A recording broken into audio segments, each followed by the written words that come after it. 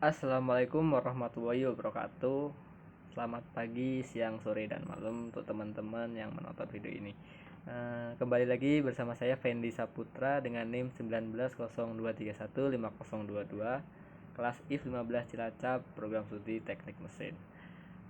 Untuk kali ini di pertemuan ketiga ini saya akan membawakan sebuah materi tentang heat exchanger atau alat penukar kalor dengan dosen pengajar Bapak Dr. Dianta Mustafa Kamal. Oke, selanjutnya sebelum kita mempelajari tentang heat exchanger, kita harus tahu heat exchanger itu apa. Oke, heat exchanger ada alat yang dibangun untuk efisiensi perpindahan panas dari satu medium ke medium lainnya yang dipisahkan oleh dinding yang solid sehingga tidak ada kontak langsung dan tidak bercampur. Atau bisa juga disebut dengan alat yang membantu perpindahan panas dari fluida panas ke fluida dingin tanpa adanya kontak langsung. Nah, itu adalah pengertian secara singkat tentang heat exchanger. Selanjutnya, apa itu fungsi dari heat exchanger? Nah, fungsi simpel dari heat exchanger adalah mengontrol sistem atau substansi temperatur dengan menambah atau menghilangkan energi termal. Itu. Untuk pengaplikasian sendiri dari heat exchanger itu biasa digunakan pada pemanas ruangan, mesin pendingin, pembangkit tenaga listrik, pabrik kimia, pabrik petrokimia. Tentunya di pabrik kami, pabrik semen juga menggunakan sistem heat exchanger. Nah, untuk contoh dari mesinnya sendiri adalah mesin pembakar internal di mana air sebagai pendingin yang mengalir dalam radiator. Udara merekoil sehingga air mendinginkan mesin dan memanaskan udara yang masuk. Contoh kecilnya juga itu berlaku di AC juga, tuh dari ruangan yang panas menjadikan dingin ke ruangan tersebut. Selanjutnya, setelah kita tahu apa itu heat exchanger, sekarang ada tipe-tipe dari heat exchanger itu sendiri. Jadi untuk tipe-tipe dari heat exchanger sendiri dibedakan menjadi dua, yaitu berdasarkan tipe konstruksi dan berdasarkan tipe aliran. Untuk tipe konstruksinya itu ada coil heat exchanger, seal and tube heat exchanger, plate heat exchanger, spiral heat exchanger. Nah, untuk berdasarkan tipe alirannya ada laminar dan turbulen. Selanjutnya, apa itu aliran turbulen dan laminar? Nah, ada beberapa perbedaan. Jadi untuk aliran turbulen lebih baik dalam perpindahan panasnya karena fluidanya bercampur. Sedangkan untuk aliran laminar, proses perpindahan panas tergantung seluruhnya kepada konduktivitas termal dari fluida untuk perpindahan panas dari dalam aliran ke dinding exchanger. Dan juga aliran laminar menghasilkan kerugian kecil yang hasilnya berbanding lurus dengan kenaikan kecepatan. Contohnya 2 kali lipat kecepatan aliran, menandakan kehilangan tekanan. Jadi aliran turbulen dan laminar sendiri memiliki kelebihan dan kekurangannya masing-masing dari segi heat exchanger. Nah, untuk tipe aliran pada heat exchanger dapat ditentukan dengan Reynolds number atau number of Reynolds. Nah, untuk number of Reynolds sendiri ada rumus yaitu number Reynolds sama dengan massa jenis dikali kecepatan dikali diameter dari pipa saat fluida mengalir dibagi dengan viskositas. Nah, untuk hasil dari angka Reynolds jika kurang dari 2000 maka aliran tersebut adalah fluida laminar. Nah, jika lebih dari 6000 maka aliran fluida sepenuhnya adalah turbulen. Seperti itu. Nah, untuk keseimbangannya sendiri, keseimbangan adalah panas yang dipindahkan ke fluida dingin harus sama dengan perbedaan panas dari fluida panas. Menurut persamaan berikut. Nah, ini ada persamaannya Hi sama dengan M kali Cp kali delta T atau temperatur out dikurangi temperatur in. Nah, dikali dengan, nah itu adalah untuk dinginnya, atau min M kali Cp kali temperatur out min temperatur in dari hot gasnya. Nah, di mana M itu adalah laju aliran massa per satuan waktu. Jadi panas yang ditransfer per satuan waktu sama dengan produk dari massa aliran per satuan waktu. Intinya panas spesifik dan suhu berubah. Itu. Nah, ada lagi persamaan heat exchanger. Nah, tingkat perpindahan panas dari penukar kalor tergantung pada desain dan sifat dari fluida atau aliran. Karakteristik ini dapat didefinisikan sebagai, nah ada persamaan lagi, yaitu I sama dengan U kali A kali delta T log min. Nah, di mana U adalah koefisien perpindahan panas keseluruhan atau kemampuan untuk mentransfer panas antara aliran fluida, dan A adalah total luas dinding yang memisahkan dua cairan. Untuk delta T log min adalah rata-rata perpindahan temperatur efektif antara dua aliran yang lebih panjang pada alat penukar kalor atau heat exchanger itu sendiri. Nah, selanjutnya ada tipe heat exchanger. Nah, untuk tipe heat exchanger sendiri ada banyak. Kita bahas satu persatu, mulai dari coil heat exchanger atau penukar kalor jenis kumparan atau menggunakan coil. Nah, itu memiliki beberapa kriteria atau beberapa ciri, yaitu satunya diameter kecil, panjang tabung konsentris ditampakkan dalam tabung yang lebih besar, tabung gabungan yang melengkung dalam helix. Tipe ini sistemnya kuat, mampu menangani tekanan tinggi dan perbedaan temperatur yang luas.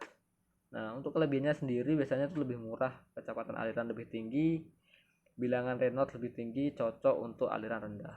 Nah, kekurangan aplikasinya sendiri biasanya itu digunakan untuk membentuk suatu suhu tetap untuk aliran proses sampel sebelum melakukan pengukuran. Nah, bisa juga digunakan untuk mengondensasikan suhu tinggi aliran sampel. Misalnya ini di pabrik-pabrik yang mengandalkan lab kimia, lab fisika untuk pengujian sampel. Untuk selanjutnya adalah seal and coil cooler. Nah, itu memiliki dua tipe juga atau dua ciri-ciri, yaitu satu atau lebih bentuk spiral, bertub coil yang tertutup, seal dan dilas baja. Tidak bisa mendinginkan cairan di bawah 3 derajat Celcius. Jadi memiliki kekurangan, itu tidak bisa mendinginkan cairan di bawah 3 derajat Celcius. Nah, untuk aplikasinya sendiri itu mendinginkan bir dan minuman lain dalam bar. Biasanya di tempat-tempat bar seperti itu. Nah, selanjutnya adalah seal and tube. Nah, itu ada gambarnya seperti dijelaskan. Itu adalah sistematika dalam tipe heat exchanger seal and tube. Itu juga memiliki karakteristik, nah, terdiri dari sekat tabung sejajar yang memberikan transfer panas. Permukaannya memisahkan dua aliran fluida. Nah, itu kan ada memisahkan dua aliran fluida. Nah, pada bagian tube side, fluida melewati secara aksial melalui bagian dalam tube. Nah, untuk pada bagian seal side, fluida melewati bagian luar tabung. Untuk kelebihannya sendiri ada banyak untuk seal and tube ini. Nah, satunya ada thermal performance lebih tinggi dari tipe penukar kalor jenis coil. Nah, tekanan lebih tinggi dari penukar kalor jenis pelat. Efisiensi jelas tinggi, memerlukan tempat yang minim, mudah dirawat, mudah beradaptasi hampir semua tipe liquid atau sealing. Ya, untuk tipe ini memiliki banyak kelebihan daripada tipe-tipe lain. Tapi ya tersebut harusnya memiliki kekurangan, yaitu kekurangannya kinerja thermal lebih rendah dari tipe penukar kalor jenis pelat. Tekanan lebih rendah dari penukar kalor jenis coil. Jadi setiap tipe memiliki kekurangan dan kelebihan sendiri. Tapi menurut saya seal and tube ini memiliki kelebihan yang lebih besar daripada tipe heat exchanger yang lain. Nah, ini adalah tipe plat heat exchanger yang tadi dijelasin. Itu memiliki karakteristik terdiri dari plat ganda tipis sedikit terpisah yang memiliki permukaan sangat besar dan bagian aliran fluida untuk perpindahan panas. Nah, di situ lihat kan ada plat-plat. Nah, udara berputar-putar antara udara panas dan udara dingin itu untuk melakukan proses perpindahan panas. Nah, untuk jelasnya kelebihannya sendiri itu ada beberapa macam, yaitu koefisien perbedaan panas tinggi, jelas. Area perbedaan panas luas, soalnya itu ada sekat-sekat dari plat-platnya. Jadi untuk perbedaan panas jelas luas. Penurunan tekanan rendah, efektivitas tinggi. Nah, untuk kekurangan sendiri, kemampuan tekanan rendah, ada banyak jenis exchanger plate yang permanen atau tipe close. Jadi itu yang bisa membuat exchanger itu dibilang jenis ini memiliki kekurangan gara-gara dia permanen sistem, nggak bisa di adjust lah apa. Nah, ini adalah tipe heat exchanger jenis plate dan seal heat exchanger.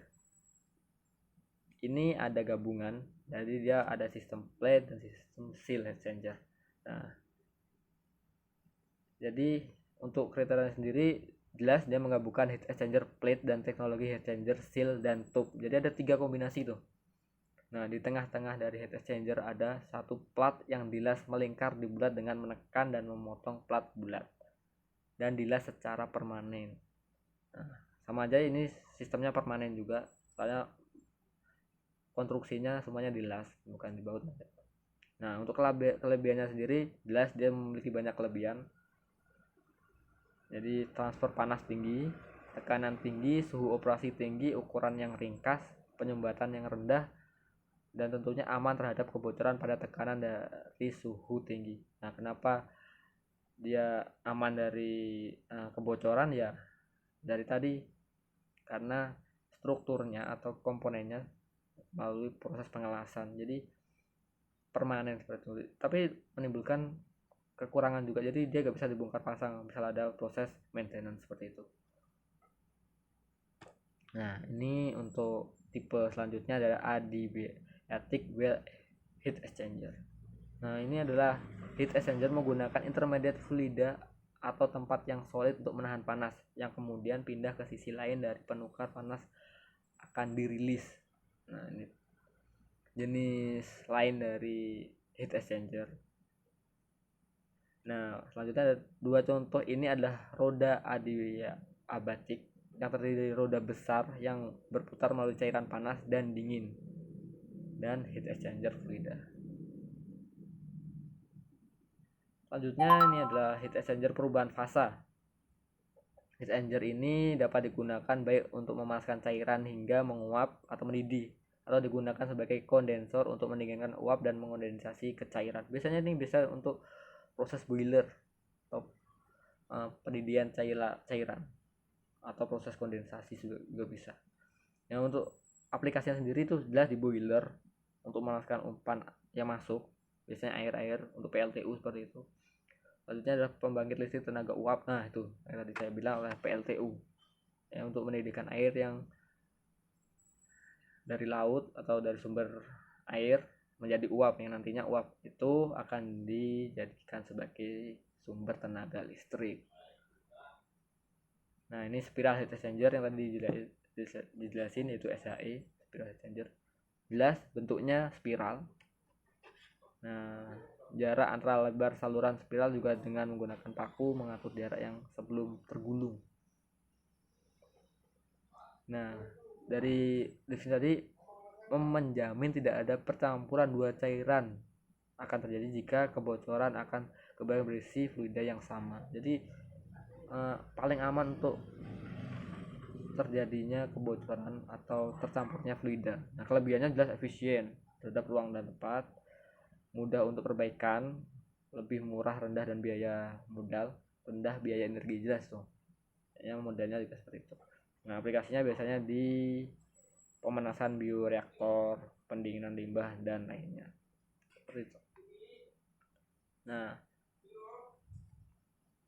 cukup sekian tentang pembahasan kami tentang heat exchanger.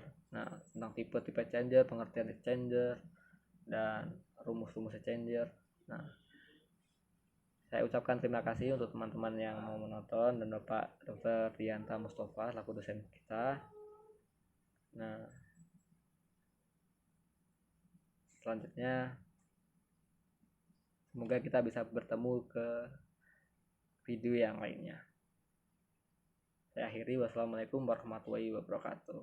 Welcome back to